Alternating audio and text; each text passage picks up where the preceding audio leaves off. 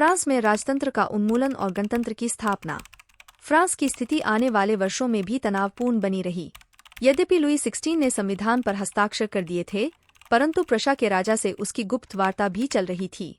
France की घटनाओं से अन्य पड़ोसी देशों के शासक भी चिंतित थे। इसलिए 1789 की गर्मियों के बाद होने वाली ऐसी घटनाओं को नियंत्रित करने के लिए इन शासकों ने सेना भेजने की योजना बना ली थी। लेकिन जब तक इस योजना पर अमल होता, अप्रैल 1792 में नेशनल असेंबली ने प्रशा एवं ऑस्ट्रिया के विरुद्ध युद्ध की घोषणा का प्रस्ताव पारित कर दिया। प्रांतों से हजारों स्वयंसेवी सेना में भर्ती होने के लिए जमा होने लगे। उन्होंने इस युद्ध को यूरोपीय राजाओं एवं कुलीनों के विरुद्ध जनता की जंग के रूप में लिया। उनके होठों पर देशभक्ति के जो तराने थे, उनमें कवि रॉजेट द लाइल द्वारा रचित मार्सिले भी था। यह गीत पहली बार मार्सिलेस के स्वयंसेवियों ने पेरिस की ओर कूच करते हुए गाया था। इसलिए इस गाने का नाम मार्सिले हो गया, जो अब फ्रांस का राष्ट्रगान है। क्रांतिकारी युद्धों से जनता को भारी क्षति एवं आर्थिक कठिनाइयां झेलनी पड़ी। पुरुषों के मोर्चे पर चले जाने के बाद घर परिवार और रोजी रोटी की जिम्मेवारी औरतों के कंधों पर आ पड़ी। देश की आबादी के एक बड़े हिस्से को ऐसा लगता था कि क्रांति के सिलसिले को आगे बढ़ाने की जरूरत है, क्योंकि 1791 के संविधान से सिर्फ अमीरों को ही राजनीतिक अधिकार प्राप्त हुए थे। लोग राजनीतिक क्लबों में अड्डे जमा कर सरकारी नीतियों और अपनी कार्ययोजना पर बहस करते थे। इनमें से जैकोबिन क्लब सबसे सफल था, जिसका नाम पेरिस के भूतपूर्व कॉन्वेंट ऑफ सेंट जेकब के नाम पर पड़ा, जो अब इस राजनीतिक समूह का अड्डा बन गया था। इस पूरी अवधि में महिलाएं भी सक्रिय थीं और उन्होंने भी अपने क्लब बना लिए। इस अध्याय के खंड 4 में आप उनकी गतिविधियों एवं मांगों के बारे में और जानेंगे। जैकोबिन क्लब के सदस्य मुख्यतः समाज के कम समृद्ध हिस्से से आते थे। इनमें छोटे दुकानदार और कारीगर जैसे जूता बनाने वाले, पेस्ट्री बनाने वाले, घड़ीसाज, छपाई करने वाले और नौकर व दिहाड़ी मजदूर शामिल थे। उनका नेता मैक्सिमिलियन रोबेस्पियर था। जैकोबिनों के एक बड़े वर्ग ने गोदी कामगारों की तरह धारीदार लंबी पतलून पहनने का निर्णय किया। ऐसा उन्होंने समाज के फैशनपरस्त वर्ग, खासतौर से घुटने तक पहने जाने वाले ब्रीचेस पहनने वाले कुलीनों से खुद को अलग करने के लिए किया। यह ब्रीचेस पहनने वाले कुलीनों की सत्ता समाप्ति के ऐलान का उनका तरीका था। इसलिए जैकोबिनों को सॉ कुलॉथ के नाम से जाना गया, जिसका शाब्दिक अर्थ होता है बिना घुटने वाले। सॉ कुलॉथ पुरुष लाल रंग की टोपी भी पहनते थे, जो स्वतंत्रता का प्रतीक थी, लेकिन महिलाओं को ऐसा करने की अनुमति नहीं थी।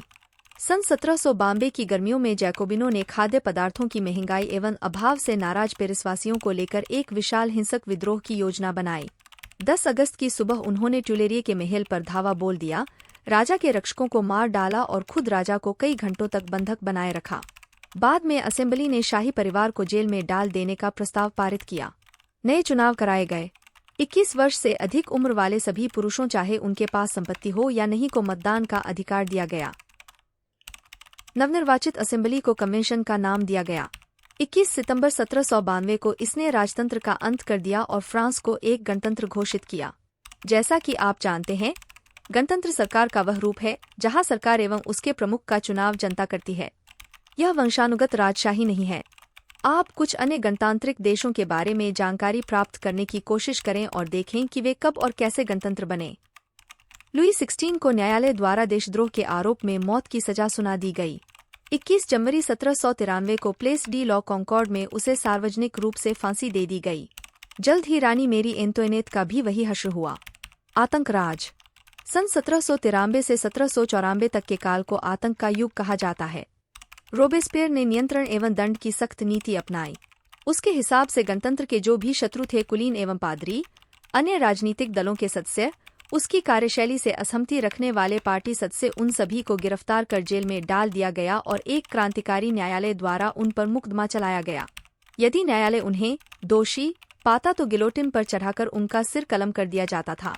गिलोटिन 2 खंभों के बीच लटकते आरे वाली मशीन था, जिस पर रखकर अपराधी का सिर धड़ से अलग कर दिया जाता था। इस मशीन का नाम इसके आविष्कारक डॉ. गिलोटिन के नाम पर पड़ा। रोबेस्पियर सरकार ने कानून बनाकर मजदूरी एवं कीमतों की अधिकतम सीमा तय कर दी। गोश्त एवं पावरोटी की राशनिंग कर दी गई। किसानों को अपना अनाज शहरों में ले जाकर सरकार द्वारा तय कीमत पर बेचने के लिए बाध्य किया गया। अपेक्षाकृत महंगे सफेद आटे के इस्तेमाल पर रोक लगा दी गई। सभी नागरिकों के लिए साबुत गेहूं से बनी और बराबरी का प्रतीक मानी जाने वाली समता रोटी खाना अनिवार्य कर दिया गया। बोलचाल और संबोधन में भी बराबरी का आचार व्यवहार लागू करने की कोशिश की गई। परंपरागत मॉन्स्यूर एवं मदाम के स्थान पर अब सभी फ्रांसीसी पुरुषों एवं महिलाओं को सितोयन एवं सितोयन नाम से संबोधित किया जाने लगा। चर्चों को बंद कर दिया गया और उनके भवनों को बैरक या दफ्तर बना दिया गया। रोबेस्पियर ने अपनी नीतियों को इतनी सख्ती से लागू किया कि उसके समर्थक भी त्राहि-त्राहि करने लगे।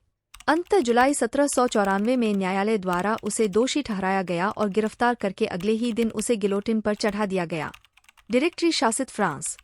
जैकोबिन सरकार के पतन के बाद मध्य वर्ग के संपन्न तबके के पास सत्ता वर्ग के संप आ गई।